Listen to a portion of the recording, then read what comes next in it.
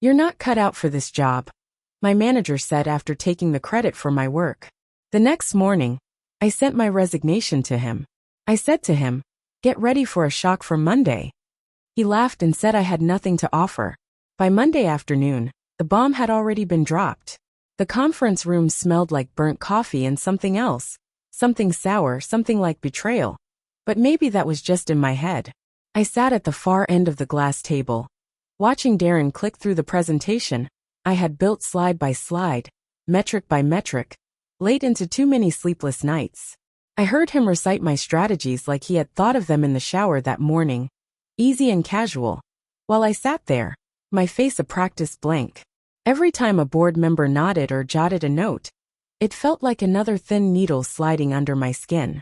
When the applause finally broke out, actual applause, Darren turned toward me like he was tossing scraps to a dog. He smirked and said, "Of course my team helped with the grunt work." And there it was, the moment I realized I was invisible to these people. Less than invisible, I was a tool. Disposable, replaceable, and already being discarded now that the real work, the hard part, was done. Later, in the hallway outside the conference room, he cornered me with that same wolfish grin he wore when he was about to say something he thought was clever. "You're not cut out for this job, Ava," he said, clapping me on the shoulder like we were old friends sharing an inside joke. His wedding ring flashed under the flickering hallway light. "You're good with numbers, not people, not the big picture." He leaned in closer, lowering his voice like he was offering a kindness. "Don't take it personally." And then he walked away, whistling some tuneless, meaningless song, as if he hadn't just stolen the air from my lungs. I stood there for a long time, long after the hall emptied out and the only sound was the humming of the vending machines. I felt strangely calm, like someone watching a wildfire from the other side of a river. I thought about the months I had spent cleaning up the disasters Darren didn't even know he was making, about the clients I had convinced to stay, the broken trust one had stitched back together with nothing but apologies and late-night phone calls. I thought about the dinners I missed, the birthdays I skipped, the life I postponed so I could build something worth respect. And now it was all being wiped clean, erased, with a few cheap words and a flash drive full of stolen credit.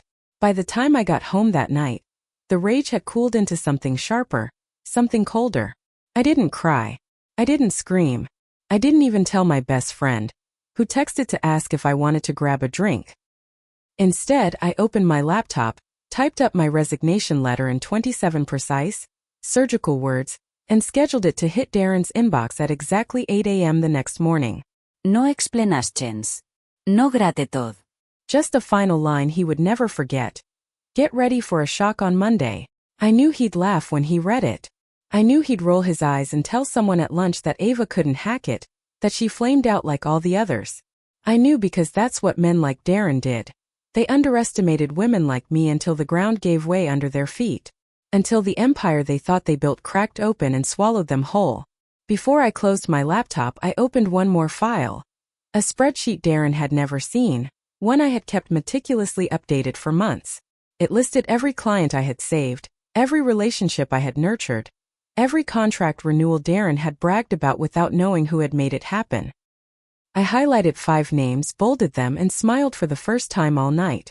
I wasn't emotional. I wasn't irrational. I wasn't weak. I was the storm he didn't see coming. And Monday was closer than he thought. I didn't set an alarm that Saturday morning. I didn't need one.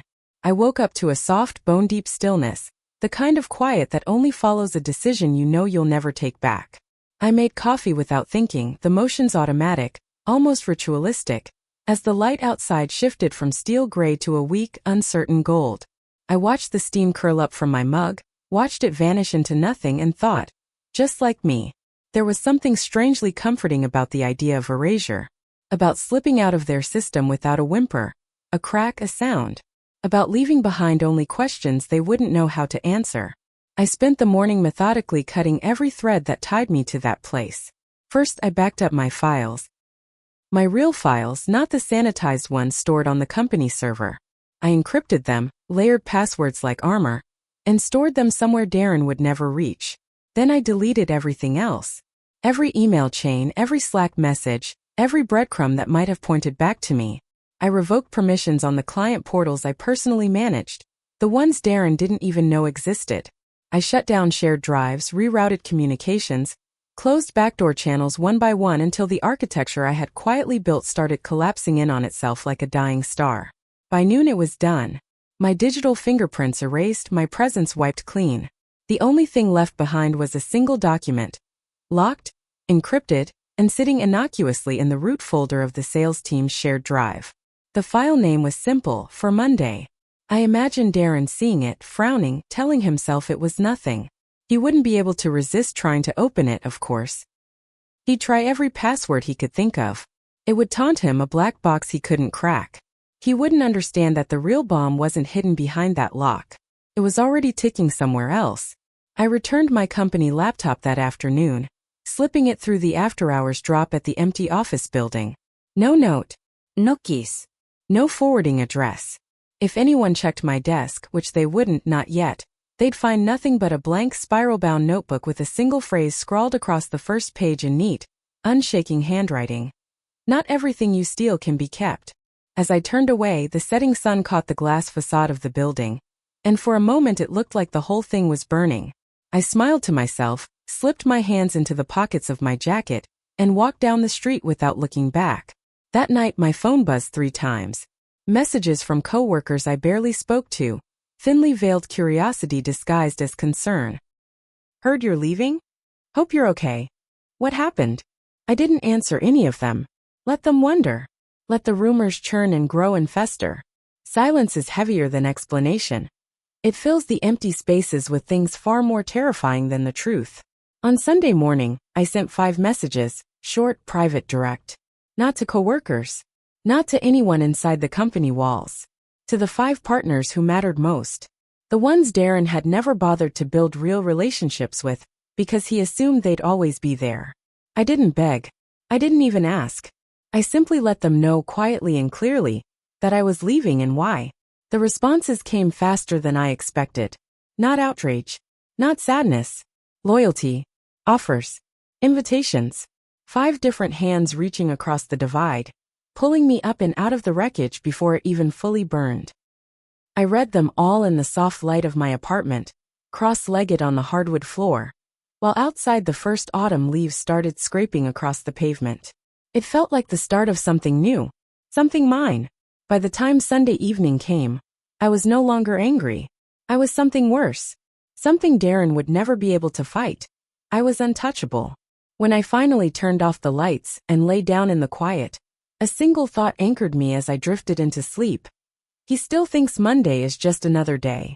The thing about being overlooked is that it teaches you to listen, to notice the spaces between words, the glances that slip past, the hierarchy of attention people think they're hiding, but wear like cheap perfume.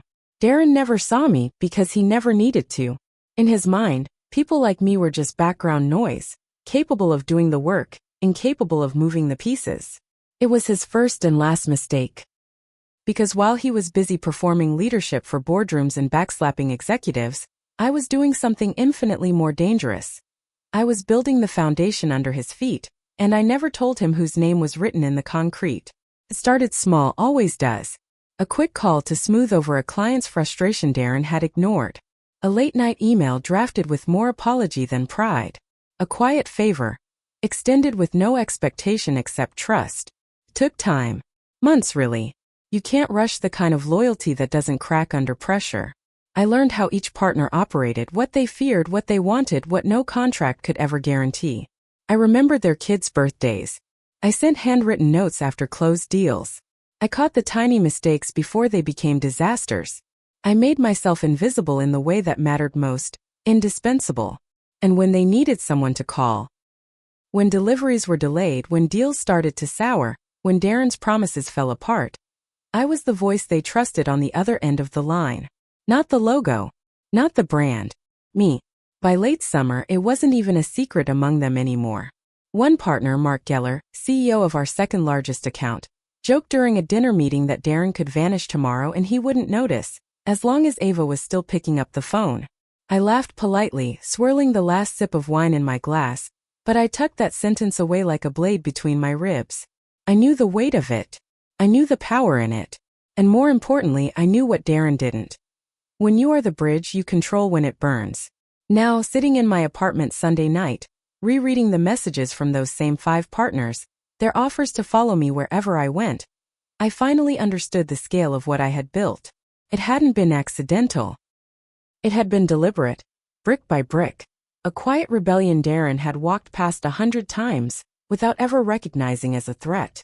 I thought about the looks he used to give me during meetings, that flicker of disinterest when I spoke, the way he checked his phone, while I presented quarterly growth numbers he later took credit for. I thought about the sly comments, the ones he thought were harmless, the ones that were paper cuts at the time, but had festered into something stronger, something hungrier. He thought he owned my work. He thought he owned my success. He never realized the only thing he truly owned was the inevitable collapse waiting for him at the end of my patience. I wasn't naive. I knew there would be casualties beyond Darren. Some good people would get caught in the aftershock.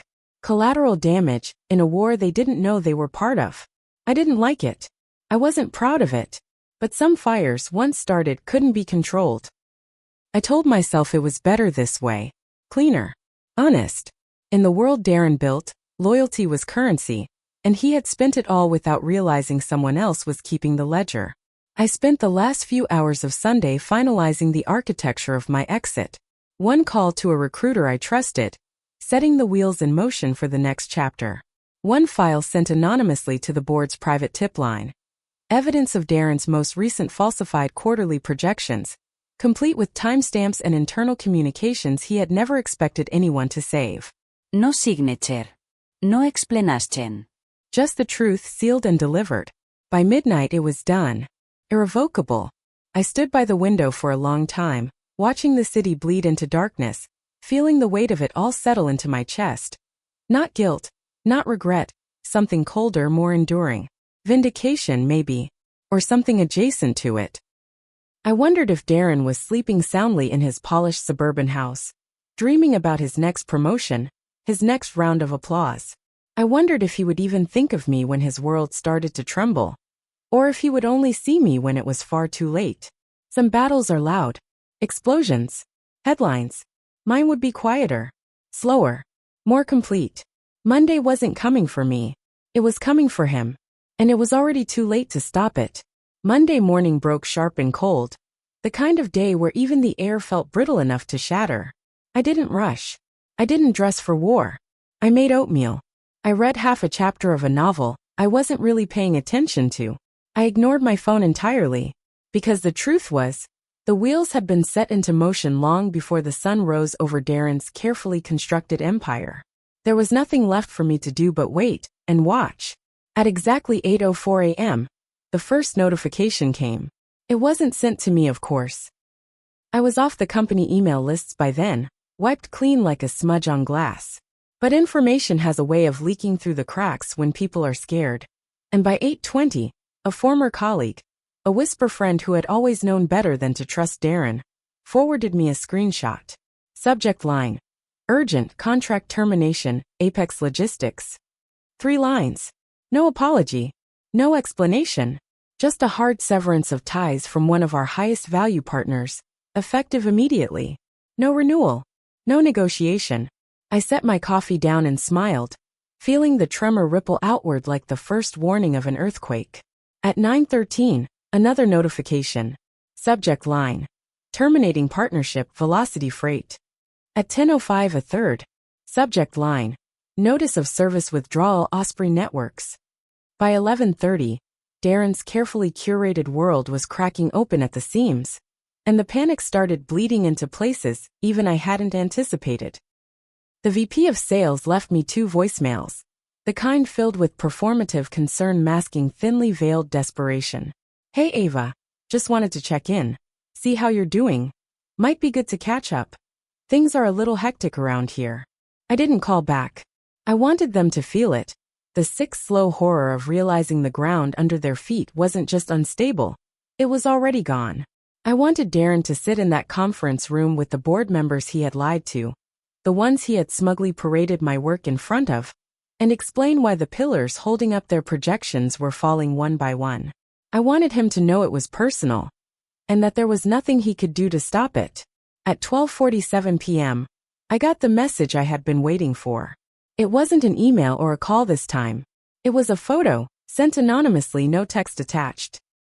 A blurry shot of Darren standing outside the glass doors of the executive suite, phone in hand, tie loosened, forehead pressed to the cold steel frame like he could somehow will the building to hold together a little longer. His whole body sagged under the weight of something he couldn't name yet. But I could. It was the weight of irrelevance. It was the weight of seeing the machine he thought he controlled grind to a halt, and realizing he didn't even know where the gears were. I watched the image for a long moment, then finally picked up my own phone. I found his number, still saved, though I hadn't decided until this moment whether I would ever use it again, and typed a single line. This is what it feels like when you build on stolen ground. I didn't hit send. Not yet. Let it simmer. Let it rot under his skin while he waited for a reckoning he couldn't predict and couldn't prevent. Because the partners walking away weren't even the worst of it. The worst was still coming. The part one had planted so deep he would never find it, until it detonated right beneath him. The evidence file. The real bomb under the floorboards. By 2 p.m., whispers started reaching me. An emergency board meeting. An external investigation quietly triggered. People asking questions Darren didn't have the right answers to. The quake wasn't just rattling the surface anymore. The foundation was splintering. And Darren, for the first time in his charmed, oblivious career, didn't have a script to save him. By the time Darren showed up at my apartment building that evening, the sun had already dipped below the skyline, leaving the streets bathed in that bruised purple light that makes everything look a little more broken than it really is. I knew he would come eventually. Men like Darren always believed in face-to-face redemption, the grand performance of apology or blame, depending on which they thought might work better. I heard the intercom buzz 3 times before I answered it, slow and deliberate. Who is it? I asked, though I already knew. His voice crackled through the speaker, tight and raw. Ava, open the door. Please. Please. That was new. I buzzed him in without another word, and left the door slightly ajar, retreating into the center of the room to wait. I didn't bother tidying up. Let him see me like this, calm, unbothered. Standing at the epicenter of the earthquake, he still didn't fully understand.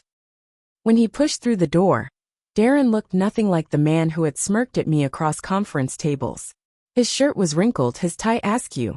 The fine lines around his mouth deepened into trenches. He smelled faintly of sweat and panic. For one absurd moment, I wondered if he had even made it through the day without throwing up. He shut the door behind him, but didn't move closer. Smart. Some part of him, buried deep under the layers of arrogance and entitlement, still understood he was standing on hostile ground. What did you do? He demanded, voice cracking halfway through. His eyes darted around the apartment like he expected to find the answers tacked up on the walls. I didn't rush to answer. I let the silence spool out between us, thick and heavy, until he had to fight the urge to fill it. When I finally spoke, my voice was low, almost gentle. I left. He flinched like I had slapped him. You sabotaged everything, he snapped. You. His hands curled into fists and then unclenched, useless. You don't understand what you've done. I tilted my head, studying him like he was something small and broken on the side of the road. I understand perfectly. You stole my work. You erased my name. You built your little kingdom on my back, and thought I'd be grateful for the wait. He took a stumbling step closer. You think you're innocent in this? You think you're better than me? I smiled, then a slow, tired thing. No, Darren. I don't think I'm better. I just think I was smarter. He shook his head violently, like he could shake loose the reality crashing down on him. They're canceling contracts. The board's investigating. Do you have any idea what that means? You've killed the company. I crossed my arms loosely, letting the full truth settle between us like a drawn blade. I didn't kill it. I just stopped saving it. For a long, trembling moment he didn't speak. His breathing was ragged, his face blotchy with rage he didn't know where to put. And then he laughed, a desperate, broken sound, and pressed both palms against his forehead. They'll never forgive you, he said, almost whispering. No one will touch you after this. You're radioactive. I stepped closer, just enough that he could see the steadiness in my eyes, the absolute certainty. You still don't get it, do you? I didn't burn the bridges. I leaned in, voice dropping to a threadbare whisper. I took them with me. And it was true. Every partner who mattered had already reached out. Every opportunity one needed was already waiting. Just outside the ashes of this place Darren had thought was untouchable. He staggered back a step, like the weight of it had physically hit him, and I watched the realization bloom behind his eyes. This wasn't about revenge. It was about survival. About taking back what was mine and letting the rest rot away. "You won't win," he muttered, but it sounded more like a prayer than a promise. I didn't bother answering. I didn't need to. As he turned and stumbled out the door, I let myself breathe in the first full breath of clean air I'd had in months. Behind him, the building lights flickered on one by one. But inside, Darren was already standing in the dark. And I had no intention of saving him this time. In the weeks that followed, the storm I had set loose raged louder than even I had expected. It was a strange thing, watching it from the outside, detached, almost clinical. As the headlines shifted from mild curiosity to pointed speculation, board members resigned quietly. Lawsuits whispered through legal channels like smoke under a locked door. A merger that had been whispered about for months collapsed in a single news cycle. Darren's name became radioactive, just like he said mine would. But I was nowhere near the blast zone. I was already gone. I didn't go back to corporate. I didn't chase titles or awards or hollow applause. I didn't need them anymore. Instead, I started something smaller, fiercer, cleaner. A consultancy built on the very things Darren had discarded. Trust, authenticity, human connection that couldn't be bought or faked or stolen.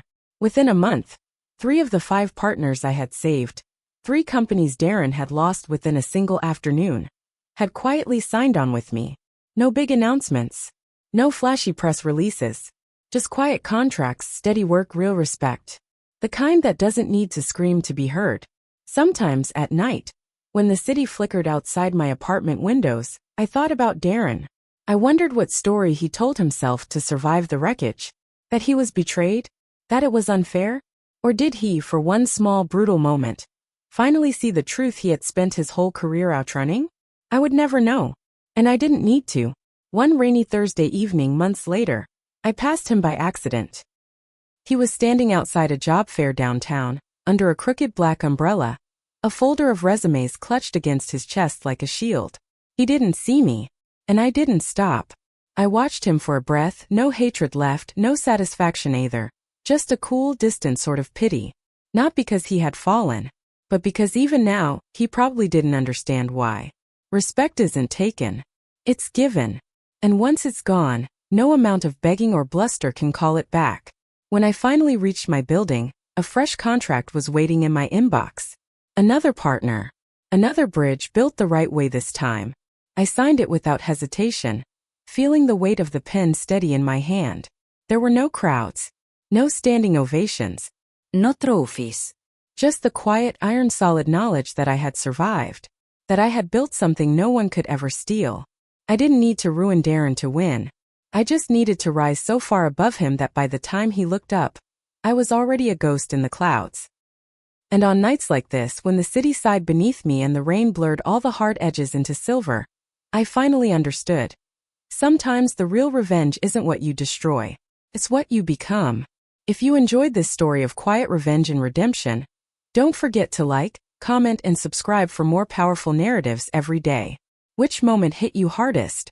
Tell us below. Your story could inspire the next one. See you soon in our next story.